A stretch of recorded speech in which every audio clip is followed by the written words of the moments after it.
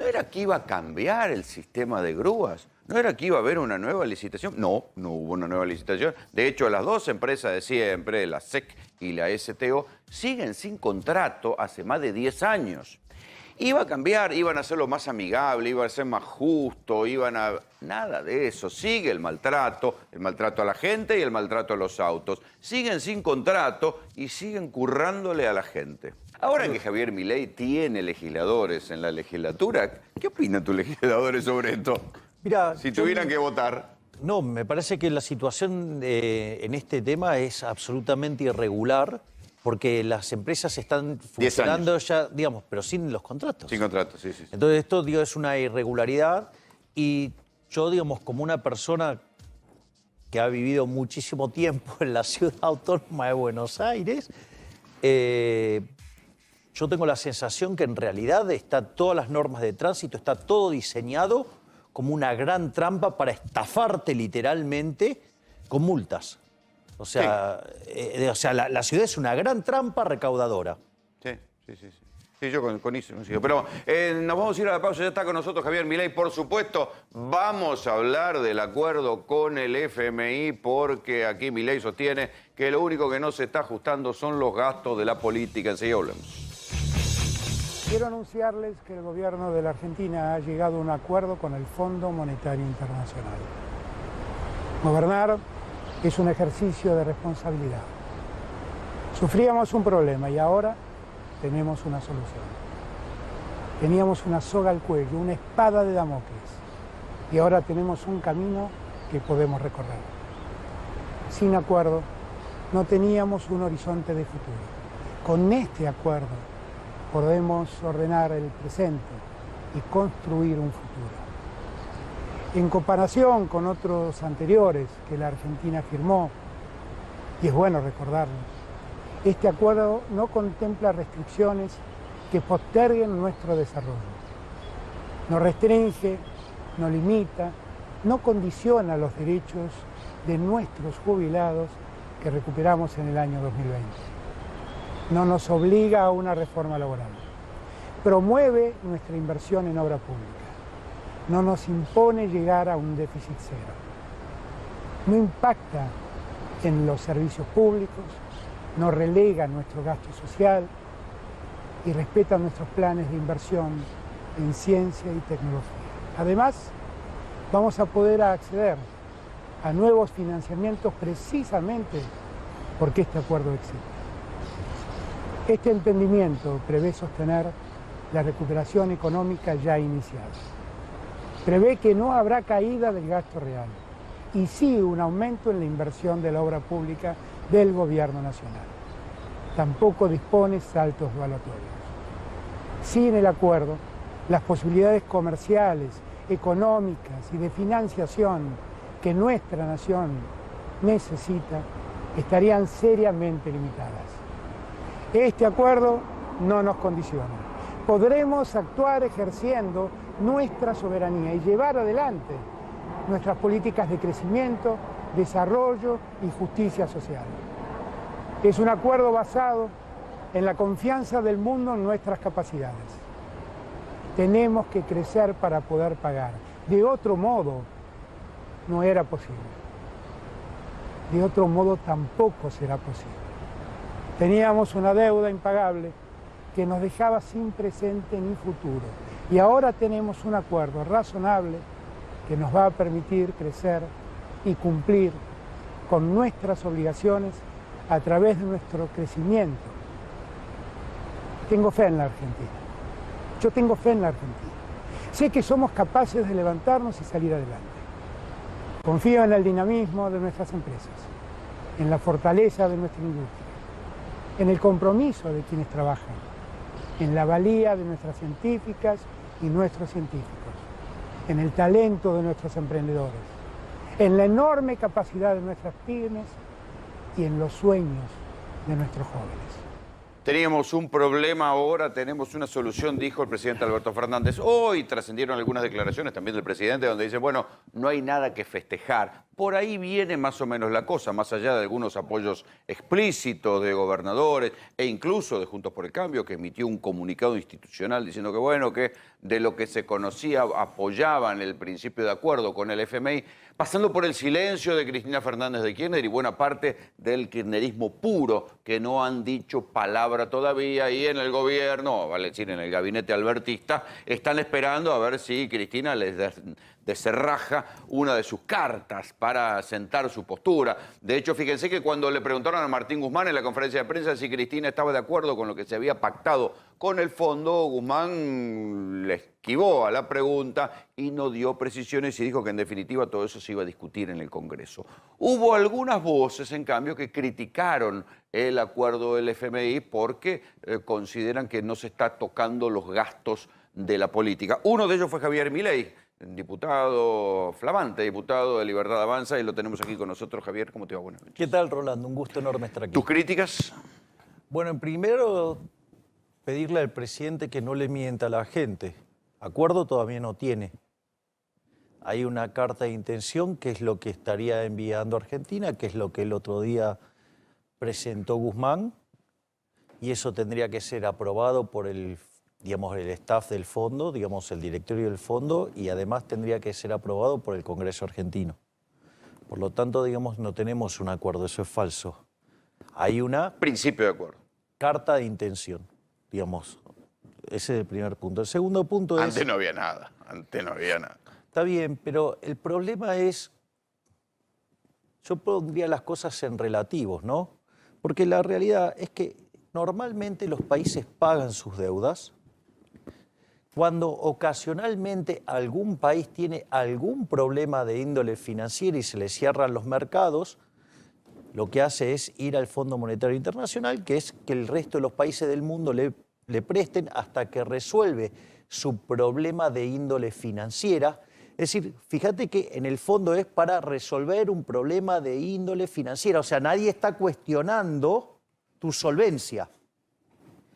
Y finalmente, nadie se le ocurre el disparate de defoltearle al fondo. Entonces, estábamos viviendo en un nivel de locura que, entonces, pagamos. Eso, ni siquiera deberíamos haber llegado a esta situación. Pero además, Argentina no es solvente. Que ese es otro tema más. Argentina, para poder repagar la deuda, como cualquier país del mundo, necesita tener superávit primario. Argentina no tiene superávit primario. Por lo tanto, Argentina es un país... Ni lo va a tener en corto plazo. Exactamente. Por lo tanto, Argentina ni siquiera es un país solvente. Y no solo que no es un país solvente, sino que además tiene otro problema que se llama... Vos no solo mirás la solvencia tiene dos aristas. Una que es la sustentabilidad, es que las cuentas te den, y la otra es sostenibilidad, porque de repente querés hacer un ajuste que te revienta todo socialmente. Por lo tanto, no es trivial diferenciar entre sustentabilidad y sostenibilidad. Y por otra parte, está el willing to pay, o sea, tu voluntad de pagar, que vos tengas intención de pagar. Y Argentina claramente no es un país que tiene intención de pagar, porque justamente, ¿de qué se trata el acuerdo? De tirar toda la pelota para adelante para que le caigan todos los problemas a otro. Que el ajuste más grande lo haga otro, que la deuda lo enfrente otro. O sea, eso es una clara muestra de que el willing to pay de Argentina es cero. Marco general. En alguna otra época pueden decir que le pagaron al contado. Sí, haciendo un pésimo negocio financiero, ¿no? Porque Argentina en ese momento estaba endeudada a tasas muy, muy bajas con el Fondo Monetario Internacional para salir a tomar deuda, en realidad Argentina se la vendía a Venezuela y Venezuela después la vendía en el mercado. No es que Chávez hacía, beneficencia con nosotros y nos endeudábamos a tasa del 13-14% anual en dólares. Con lo cual era un negocio pésimo, pero en realidad, ¿por qué Néstor Kirchner le pagó al fondo? Porque a partir de ahí empezaron a dibujar los números de inflación. ¿Para qué? Para no tener que soportar el artículo 4, para no tener que tener una revisión. Entonces, eso te diría que es el marco general. Después nos podemos poner, en las cuestiones particulares. Para mí, el acuerdo tiene, o esta carta de intención, tiene todos los problemas que explican la decadencia de Argentina. Pero en el corto plazo, ¿le da más gobernabilidad al gobierno, a la gestión de Alberto Fernández? Pero es que en realidad es un programa inconsistente y que está de patadas con la buena teoría económica y con la evidencia empírica. Pero el fondo también lo está avalando. El fondo lo que está haciendo es, o sea, sabe que tiene un gobierno de delincuentes que no quiere pagar y para, digamos, o sea, y para que no quedar como el malo de la película, dice, bueno, digo, empiezo a negociar en serio con el próximo gobierno. La deuda no la contrajeron ellos. Esta deuda. Pero, a ver, el punto es este. A ver, cuando... Esto es, Rolando, como yo te saque una foto hoy y quiera desconectarte de tu versión de hace, no sé, 5 años. ¿Y qué vos decís? No, es otra persona, digo, o sea, no tiene nada que ver Rolando. No, hay toda una cuestión dinámica de cómo evolucionaste a este estado. Bueno, la deuda es lo mismo. O sea, si vos querés empezar a buscar los orígenes de deuda, entonces, digamos, tenés que ir hasta Rivadavia. Entonces, el empréstito Colabari, todo, digo eso. O sea, es más, cuando el kirchnerismo se fue, es mentira que se fue desendeudado. Dejó 245.000 millones de dólares, dejó el tema de los holdouts pendientes y además dejó el problema del dólar futuro. Eso no es un tema menor. O sea, los holdouts eran poco más de 20.000 millones. Sí, claro, 20.000 millones de dólares. Y, digamos, el tema del dólar futuro eran 25.000 millones de dólares. Es decir, mirá, digamos, además de los 245.000 millones de dólares que habían dejado de deuda, todos los otros problemas. Entonces, es falso que no dejaron deuda. O sea, no había deuda con el FMI. Está bien, pero ¿por qué, digamos, o sea, toma deuda con el FMI el gobierno de Macri? O sea, a ver, el gobierno de Macri... Se le cortó la deuda privada en el 2018. Bien, exactamente. Y el 2018 tampoco nace de un repollo. El 2018, el problema que se queda sin financiamiento en abril del 2018 Argentina, ¿por qué es? Porque... En diciembre habían hecho la conferencia de prensa. El 28 de diciembre el señor Marcos Peña, junto a Toto Caputo, junto a Nicolás Dujovne, avanzan sobre la independencia del Banco Central. Y ahí empieza la debacle del gobierno de Macri, se queda sin financiamiento, tiene que recurrir al Fondo Monetario Internacional. Lo que recibe, digamos, 2/3 de la plata que recibe el gobierno de Macri, que digo, no, yo no hace falta ni que diga ni que lo criticaba, porque digo, están los videos. O sea, no es que digo, o sea, lo estoy defendiendo. Lo único que estoy haciendo es describir la realidad. 2/3 de esa plata fue para rolear deuda. Entonces, digo, no es que, entonces, digo, está bien, es cierto, digamos, o sea, vos caíste en esto porque, digo, no hiciste el ajuste fiscal a la velocidad que lo tenía que hacer. Y además, o sea, tuviste un tema de avance sobre la independencia del Banco Central. Hay un montón de cosas que lo desencadenaron. Pero me parece que los argumentos que suele esgrimir el kirchnerismo en estas cosas, la verdad que son todos falsos. No hay uno solo que sea cierto. O sea, y la realidad es que el problema central siempre, ¿cuál es? El déficit fiscal. Y la verdad que, digamos, el kirchnerismo dejó el déficit fiscal en torno a 6, 7 puntos del PBI, porque después se corrigió la medición del PBI. Ahora dicen que, bueno, que acordaron con el fondo un sendero, viste que hablan de sendero ahora, un sendero decreciente del déficit fiscal. Sí, bueno, pero es que, ahora el problema es que el sendero decreciente del déficit fiscal, el problema radica es que vos no vas a déficit cero en la línea financiera, porque en realidad vos dejás de acumular deuda cuando vas a déficit cero, digamos, en la línea financiera. O sea, no entendí.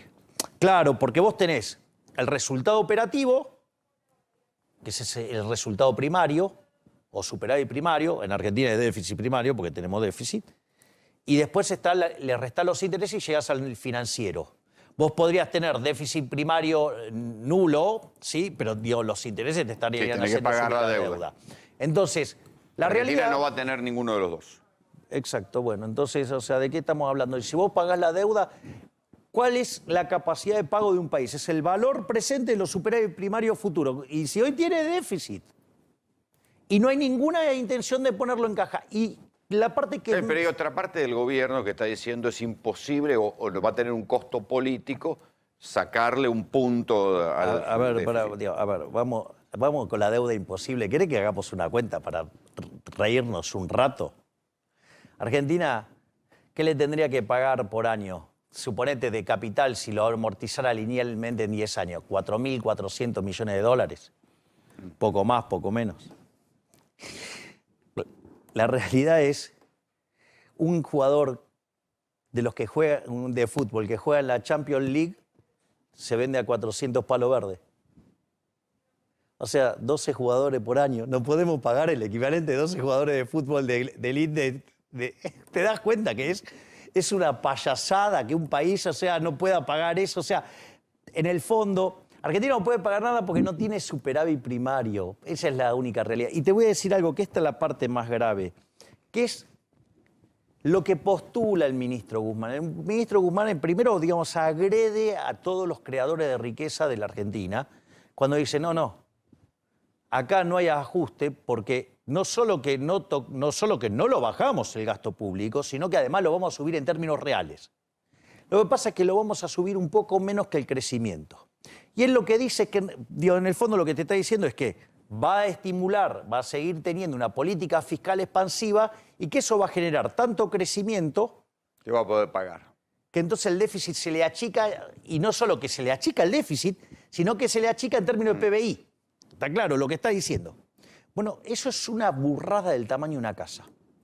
Primera cuestión. ¿Y el FMI no se da cuenta? El FMI, digamos, o sea, lo que está haciendo es, digamos, o sea, sabe que este gobierno no le quiere pagar, sabe que tiene un problema enorme, entonces directamente, para no quedar como el malo de la película, para no tener, digo, ¿sabes qué hace? Agarra y patea la pelota 2 años y medio para adelante y se acabó. ¿Por qué decís que no hay ajuste en la política? Porque lo que está esperando es que el gasto público en términos reales crezca. Ni siquiera se mantiene, o sea, le va a ganar hasta la inflación.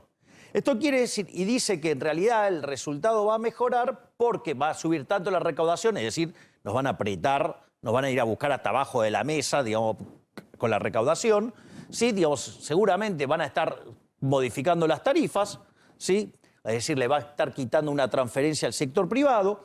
Entonces, pero el gasto público en términos reales sube, o sea, digo, la política gana, o sea, sale ganando de esto.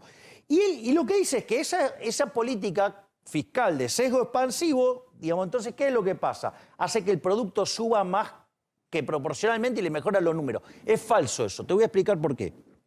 Aún el modelo más precámbrico de la macroeconomía, que es el modelo de renta-gasto, es más, cuando haces se llama multiplicador del presupuesto equilibrado. ¿Por qué? ¿Qué es lo que te dice? No, nosotros aumentamos el gasto público, sube tanto el producto, que entonces sube tanto la recaudación, que el déficit fiscal cae.